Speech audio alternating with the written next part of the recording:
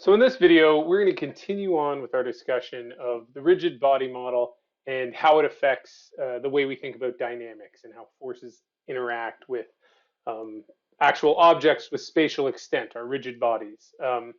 Last video, we went through and discussed essentially Newton's law for rotational dynamics, and we had this um, basically net torque is equal to the moment of inertia times alpha. And this is the analogous to our net force is equal to mass times acceleration. And these two forces, these two equations rather, sort of outline how we are going to approach what forces do on real physical objects now. We can describe their linear or translational motion using our familiar Newton's second law, but also we can describe how that rotational motion, how it's going to start spinning uh, with this Newton's second law for rotational motion. In today's video, what we're going to do is we're going to go through, just work through some general examples of how we can apply these two principles in realistic situations. The first one is we can now stop making that assumption of massless pulleys. So we can look at a situation where we have some object hanging from a pulley where that pulley actually has a mass to it. And we'll use Newton's third law in this way. We're the same way we used Newton's third law before, but we'll have to sort of think about how the forces affect the motion of this object, and then as well as this, and then put them together and sort that out. Another example that we'll look at is the idea of statics. So things like bridges and other situations where objects are in equilibrium. In equilibrium, we know the net force has to be zero on an object, but with rigid bodies and that, the net torque also has to be zero. Otherwise, that object would start spinning.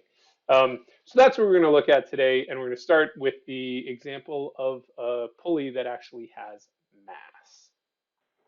So let's look at that example. We have some pulley, we'll say it has a radius capital R, of mass capital M, and we have a massless rope wrapped around that pulley and attached to some object, some block of mass little m.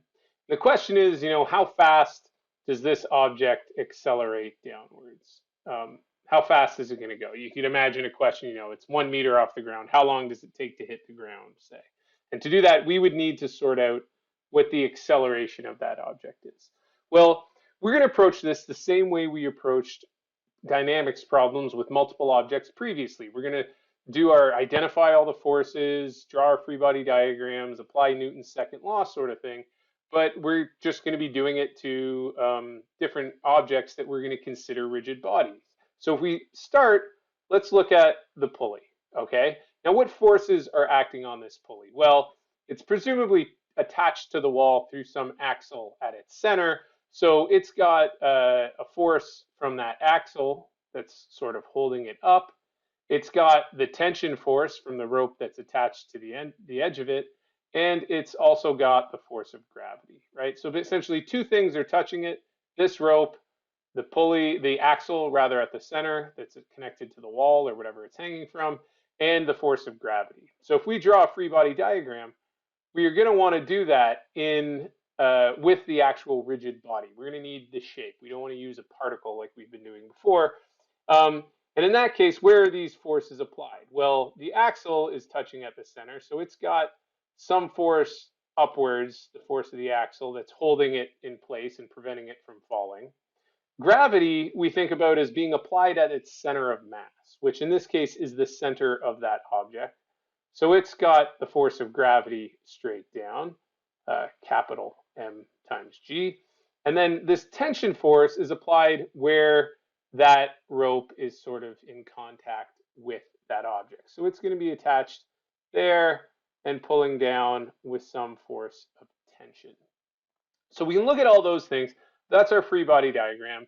Now, what we want to look at is we've got a few things we can look at. We know we have Newton's law, F net is equal to mass times acceleration, but we've also got the net torque is equal to mass times angular acceleration. And we're going to look at this one right now for this case, and we're going to basically work with that to figure some things out. We have the net torque is equal to, oops, silly me, that's supposed to be the moment of inertia times angular acceleration, is the moment of inertia of that object times its angular acceleration.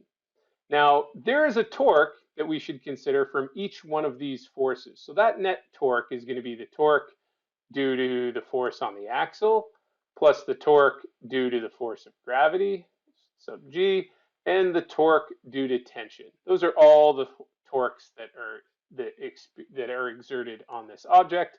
That's going to be equal to its moment of inertia, which, if you look up in our table of moment of inertias, this is essentially a disk, a solid disk spinning about its center. So the moment of inertia for that disk is equal to 1/2 its mass times its radius squared. So we can plug that in for I and alpha. Now the question is, well, what are these torques? So if we're looking, we have to, pick a pivot. So if we're going to torque about the center, the axle that we're spinning about, how do we calculate these torques? Well, what's individually, the torque due to the force on the axle is going to be equal to the magnitude of the force from that axle times the distance from where that force is applied to the pivot times sine of the angle between the force and that distance. And for the force on the axle, that force is applied at the axle. So that R is 0. So this torque actually is 0. Similarly, if we look at the torque due to gravity, it's going to be the magnitude of the force of gravity times the distance between where that force is applied and the pivot we're torquing about. And again, that R is 0. It's applied at the pivot. You can think about it this way. You're not going to spin a wheel by pushing on the axle, right? That torque, that's a really ineffective way to get it spinning. So that torque is also 0.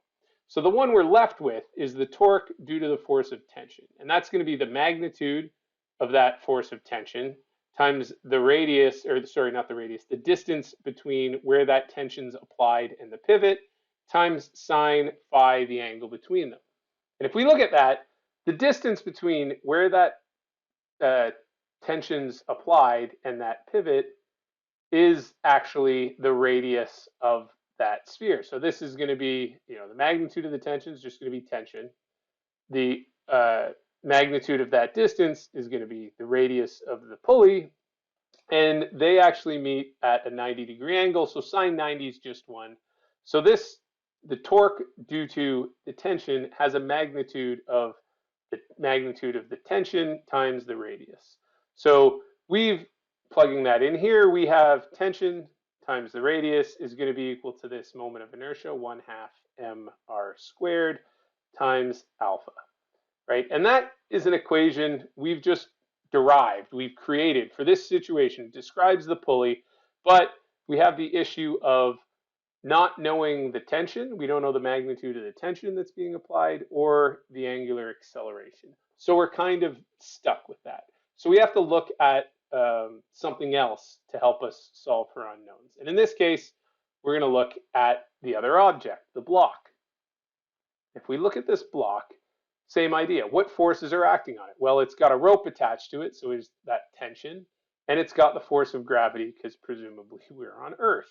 And we can apply Newton's second law, F net is equal to mass times acceleration in that vertical direction. Our free body diagram is going to look like this. I've got tension in the direction of the rope, got the force of gravity, little m times g, straight down towards the center of the Earth. And this object's going to be accelerating downward, we'll say. So this net force is going to be, well, I've got tension upwards, I've got mass times gravity, the force of gravity downwards, and that's going to be equal to mass times acceleration. But I'm going to call this A, has some positive magnitude, I call it A, but it's in the negative direction, so I'll put it downwards. This is an equation we get from our Newton's second law applied to the block. And again, we've got two unknowns that we don't know what they are. We've got tension and acceleration. So what we can do now is look at how we can use these two equations to solve for what we don't know, essentially. Just like we did in our previous Newton's third law dynamics problems, look at multiple objects. Each one's going to give us a set of equations, and those equations can be used to solve for whatever we don't know. In this case, though, we have to connect them.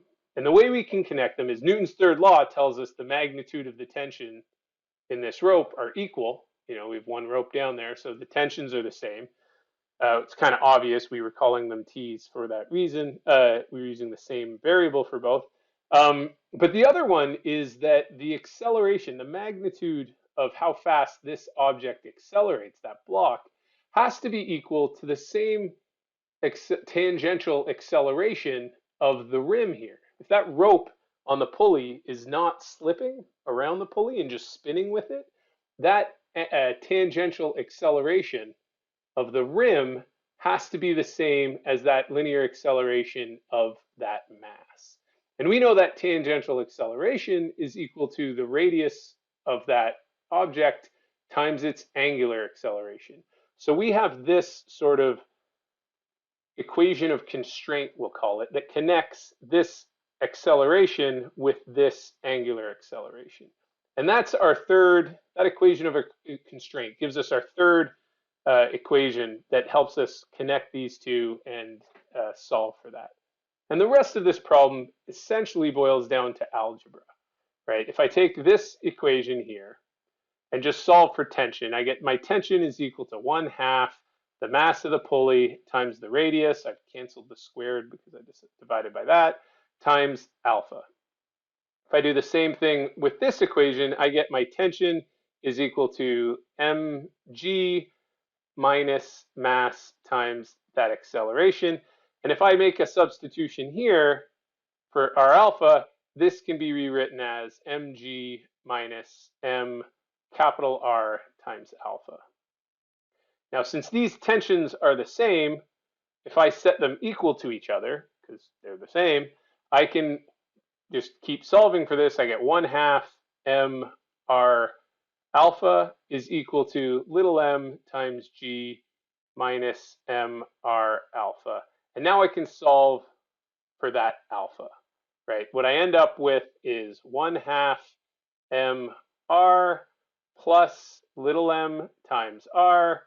And if I factor out that alpha is equal to mg, or that angular acceleration is equal to m times g, the mass of the block times the force of gravity, all divided by 1/2 the mass of the pulley times r plus the mass of the block times r, right? And we've essentially solved for our acceleration. This makes sense. One of the things I like to do is let's think about whether this makes sense. You know, we know that means the acceleration is equal to r alpha, which plugging what we just solved for alpha in is equal to mg times 1/2 m plus m on the bottom. So the acceleration, that block accelerates down with this acceleration. We can think about, well, we know what would happen if that pulley was massless. If that pulley had no mass, this block would essentially just be falling in free fall because this, you know, it wouldn't be moving any mass in the pulley. It'd just fall with an acceleration equal to gravity. And that's what we get. If this mass of the pulley was 0, these m's would cancel and the acceleration would be equal to g, and that makes sense. And the other limit, if we were to think of this pulley as being, you know, an extremely heavy wheel with a very large mass, that acceleration is going to go to 0. This denominator is going to get very large, and it's going to be really hard to start spinning, and that object wouldn't accelerate very quickly. But anyway, before I ramble too much about this sort of solution, hopefully we can kind of see how we can apply the concept of torques and rotational dynamics to the sort of problems we were discussing before, but including some more realistic situations, like the fact that pulleys can actually have a significant mass to them And all we have to do to include that is apply Newton's second law for rotational motion to our analysis of the pulley, and we'll get another equation that we can use to sort of figure out what we want. So that's that example. We can discuss it more in class if you like. The next sort of examples are problems that we call static, so objects that are in equilibrium and not moving at all. We also need to consider the torques in those problems. So an example of a statics problem where things are where things would be in equilibrium is a problem like this. You have a ladder sitting against a wall. So I have some wall like this and a ladder leaning against it. This is a problem from the textbook that we're going to go through. Ladder has a length L and it's leaning against the wall at some angle 60 degrees. And the question is essentially, well, what's the minimum coefficient of static friction that would keep this ladder from sliding and falling down to the ground?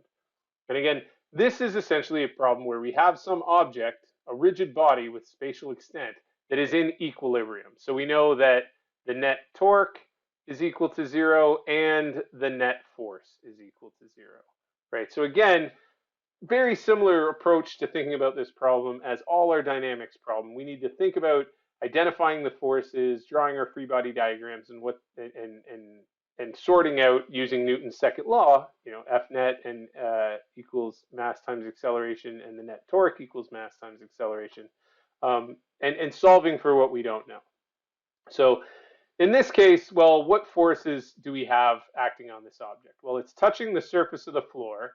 So there's going to be a normal force from the floor, and there's also going to be static friction applied on the floor, and that static friction is going to be pointing towards the wall. It's preventing this ladder from sliding out the other way.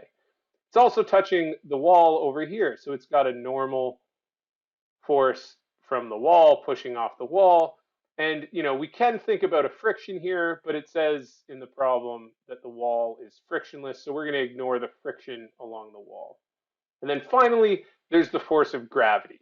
Now, as mentioned earlier in the video, when we think about the force of gravity, we can think about it rather than think about, there's a bit of mass at the tips and all the way down, and there's force of gravity acting on all the parts. We can think of the force of gravity as just being applied at its center of mass. And for a uniform object like this, that's applied at the center of mass in the middle of the object. So there's a force of gravity pushing straight down on the middle of that ladder. So we've identified our forces and we've drawn our free body diagram. And the next thing is essentially to apply Newton's second law in both torque, rotational, and linear sort of forms and see what we get, right? So if we look at F net equal to 0 in the x direction, well, what forces have x components? Well, there's the normal force on the wall in the positive x direction and the force of static friction in the negative x direction. And because the acceleration is 0, we're looking at where the ladder is in equilibrium. This is equal to 0. So that gives us one equation where the normal force in the wall is equal to the force of static friction, and we know the force of static friction is equal to mu s times the normal force. And in this case, since we're looking at the force of friction between the floor and the ladder, the normal force is the normal force between those two surfaces. So that's the normal force from the floor, right? We can do the same sort of thing and look at the net force equal to 0 in the y direction. And what does that give us here? Well, in the y direction, we have a normal force from the floor in the positive direction, pointed up, and we have the force of gravity, mass times g, pointed downwards. And that's going to be equal to 0. So we know the normal force from the floor is equal to the mass of the ladder times gravity. And these are the two equations. This is how we approached dynamics problems in the particle model. We just looked at these Newton's laws in our coordinate system, and we got two equations, one for each coordinate or direction, and we can put them together, and we end up with the normal force on the wall is equal to the coefficient of static friction times the mass times gravity. Unfortunately, we don't know the normal force in the wall, and we don't know the coefficient of static friction. That's what we were asked to find. So we can't, just using our particle model or just using Newton's second law in linear dynamics, we can't solve this problem. We have to find some other equation that describes this, and it comes from our new rotational dynamics, right? The net torque is equal to I alpha, which, since we're not rotating, there's no angular acceleration anywhere here, is going to be equal to 0 because we're in equilibrium. So now what is the net torque? Well, we have to consider a few things. The net torque is going to be the torque, the sum of all the torques from all of these forces. So we have the torque due to the normal force on the wall, plus the torque due to the force of gravity, plus the torque due to the force of friction on the floor, plus the torque due to the normal force on the floor. And all of those have to add to 0 because there's no angular acceleration. Now, one thing we also have to pay attention of when we're talking about torques, torques are exerted about some point. So we have to be clear what we are torquing about. And this ladder has no angular acceleration about any axis. So no matter which point we pick, the net torque will have to be 0 about that point. However, certain points will make our lives easier. So I'm going to pick the pivot sort of to be about where the ladder meets the floor. So that's the point we're torquing about. If that's the case, we can calculate these torques. So the torque due to the force of, we'll start with the normal force on the floor, would be equal to the magnitude of the normal force on the floor times the distance between the normal force on the floor where it's applied and the pivot. I guess I'll just put subscript NF there, times sine the angle between those two vectors.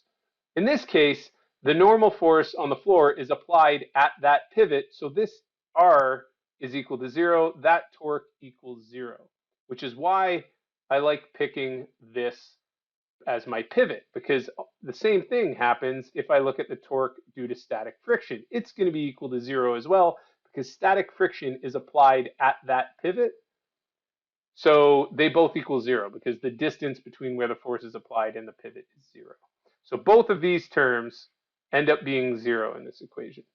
So now if we calculate the torque due to the normal force on the wall, what is that equal to? Well, it's going to be equal to the magnitude of the normal force on the wall times the distance between the pivot and where that normal force is applied, and that's just the length of the ladder L. So that's going to be the normal force on the wall times L times sine the angle between them.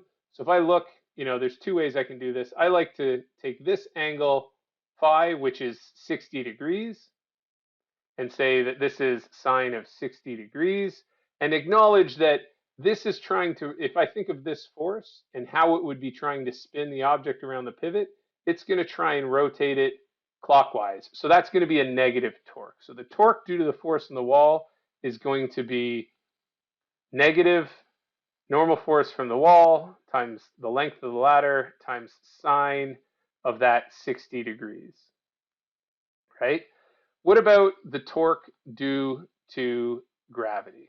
So the torque due to gravity is going to be the force of magnitude of the force of gravity, which is the mass of the ladder times g, times the distance between the pivot and where that force is applied, which is just going to be L over 2, right?